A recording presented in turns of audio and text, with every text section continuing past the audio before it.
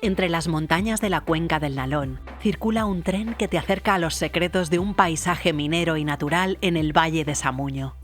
El viaje comienza en la estación del Cadaviu, en Langreo. Tómate tu tiempo para contemplar las imágenes, los relatos y las herramientas de aquellas personas que con sus manos dieron forma a las minas.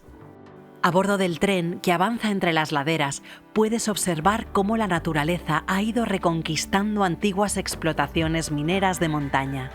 Más adelante, el convoy se adentra en el Socavón Emilia, con más de 120 años de antigüedad. El olor a humedad y carbón te impregna de la auténtica atmósfera minera. La visita culmina en el Pozo San Luis, un conjunto declarado bien de interés cultural que te traslada a la época dorada de las grandes empresas mineras del carbón. Con la imponente arquitectura de la Casa de Máquinas, su singular castillete, la Casa de Aseos o la Lampistería.